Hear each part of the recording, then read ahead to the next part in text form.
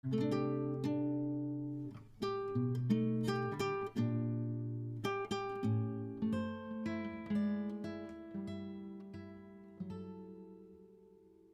araw po sa inyong lahat at muli po welcome po dito sa inyong paboritong programa. Dear Kuya E, magandang araw po sa lahat, lalong-lalo na sa mga tagapakinig ninyo. Itago niyo na lamang po ako sa pangalang Kevin. Ako po isang singer na nagsisimula pa lang sa industriya. Bata pa lamang ako pero pangarap ko na yung kumanta sa malaking entablado. Kaya nang magkaroon ako ng pagkakataong makilalang isang kilalang vocal coach, hindi ko ito pinalagpas. Siya si Darwin. Unang araw pa lang ng training namin, ramdam ko na Kuya Iyang bigat ng presensya na niya. Hindi siya yung tipong nakangiti agad o magaan kausap. Sa halip, mahigpit siya, mapanuri at walang pinapalampas sa bawat maling nota na ginagawa ko. Kevin, ulitin mo. Hindi sapat yung tama lang. Dapat buo yung emosyon. Lagi niyang sinasabi sa akin. Sa totoo lang, naiinis ako sa kanya. Kuya Inong una. Parang pakiramdam ko, wala na lang siyang nakikita kundi ang mga pagkukulang ko. Ako naman, pilit na nagtatanggol sa sarili ko.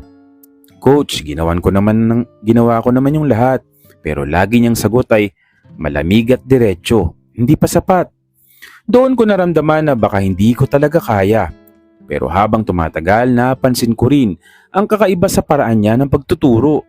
Kapag nakukuha ko ng tama ang tono o emosyon, bagya siyang ngumingiti na hindi halata pero sapat na yon para makita kong hindi siya ganap na bato. Unti-unti nagkaroon ako ng respeto kay Darwin.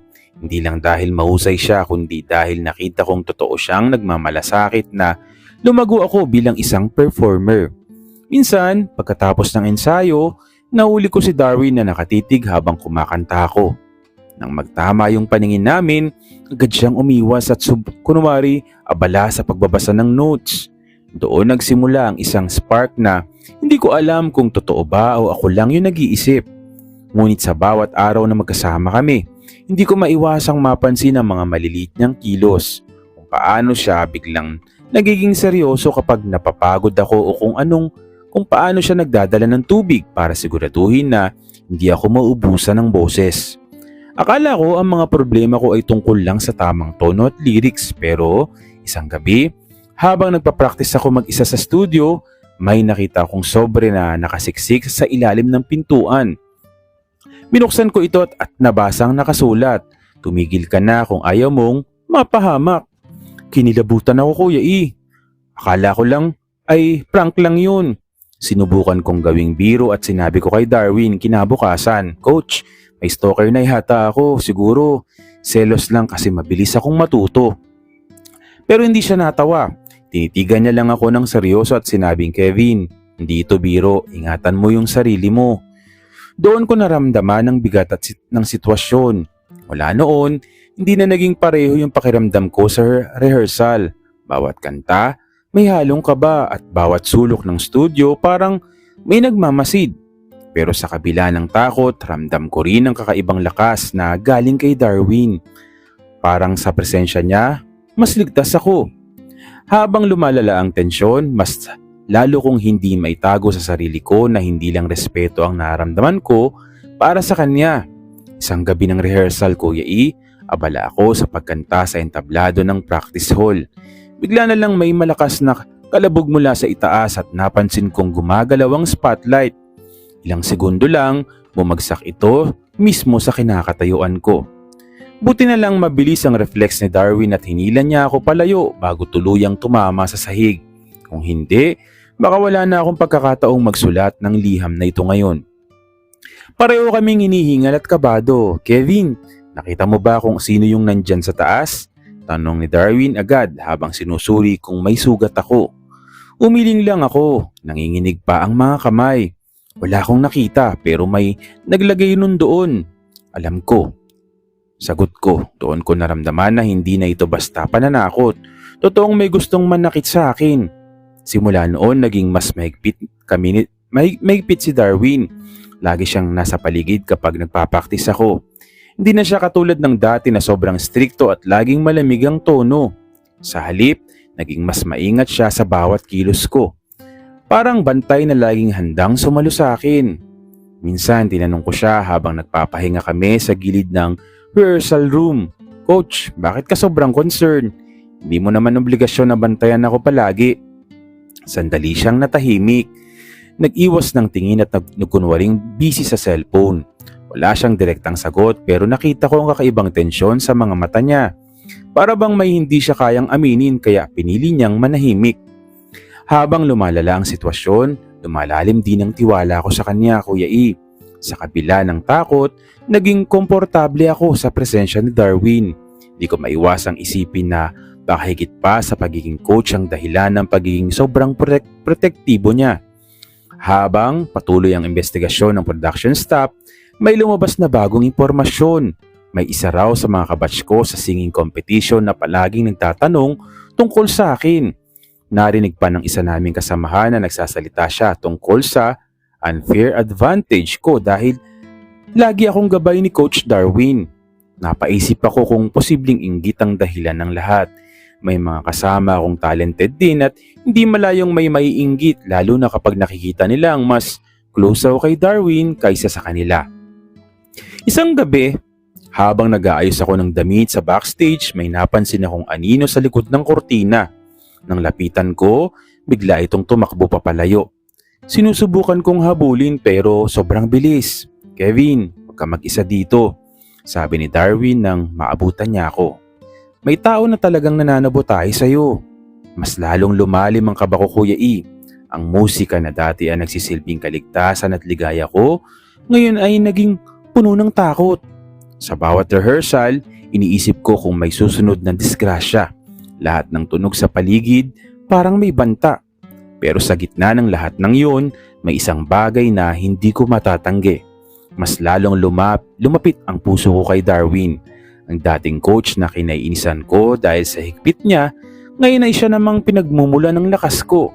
Kapag kasama ko siya, kahit papaano ay nababawasan ang takot ko. Kapag hawak niya ang braso ko, para siguraduhing ligtas ako, hindi ko maiwasang maramdaman ang init ng pag-aalaga niya.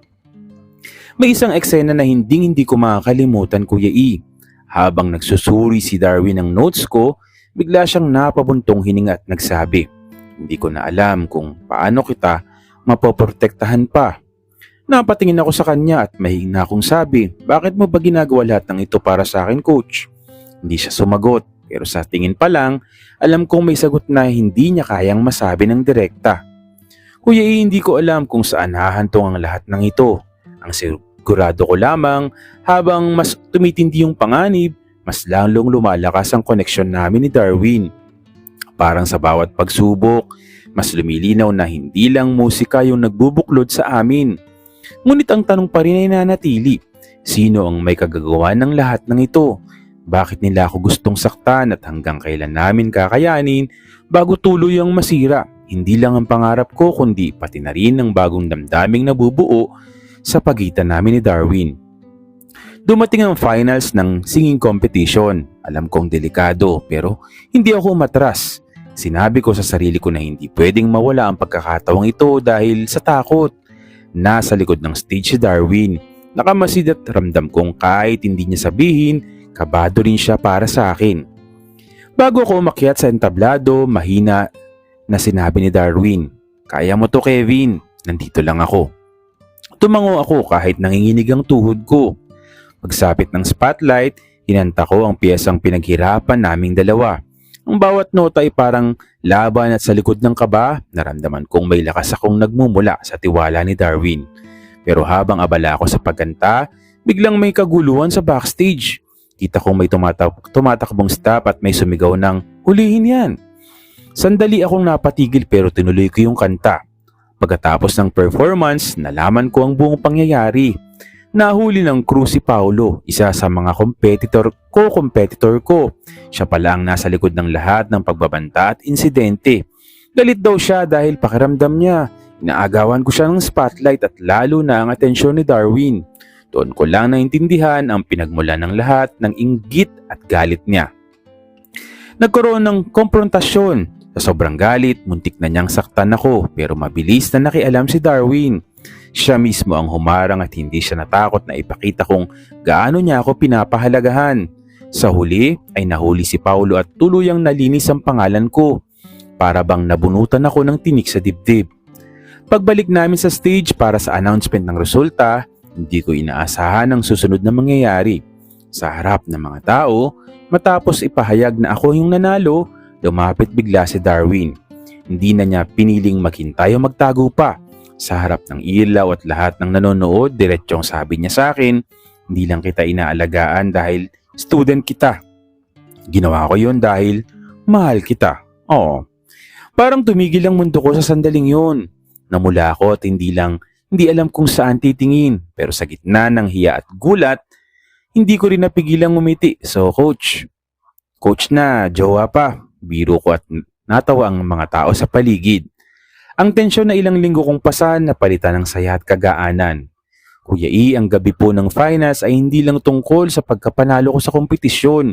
Mas higit pa roon at iyon ang gabing natapos ang takot at nagsimula ang isang relasyon na matagal na palang unti-unting nabubuo. Sa entabladong dating puno ng kaba at panganib, doon rin nagsimulang maging opisyal ang kwento namin ni Darwin. At ito po Kuya E, ang aming kwento. Isang kwento ng musika, panganib, pag-ibig na pinili naming ipaglaban sa ilalim ng spotlight. Lubos na gumagalang, Kevin, yun maganda. Medyo maganda yung storya kasi, di ba, kumbaga walang pagtatago ng pagmamahal. Kumbaga sa huli kahit na ganun yung nangyari, nagkaroon din ng panganib. Pero syempre sa huli naman ay magiging masaya naman yung lahat. At yun yung maganda kasi hindi talaga naitago yung pagmamahal niya sa'yo. No? Kumbaga pinakita niya at kumbaga ay inihayag pa sa lahat. Well, congratulations sa'yo Kevin at sana ay magtuloy-tuloy pa yung iyong kung ano ba yung plano mo sa iyong sarili, sa career, or at something, no? Muli maraming salamat po sa patuloy na sumusubaybay, sumusuporta. Dito lamang po sa inyong paboritong programa. Maraming salamat po sa inyong lahat.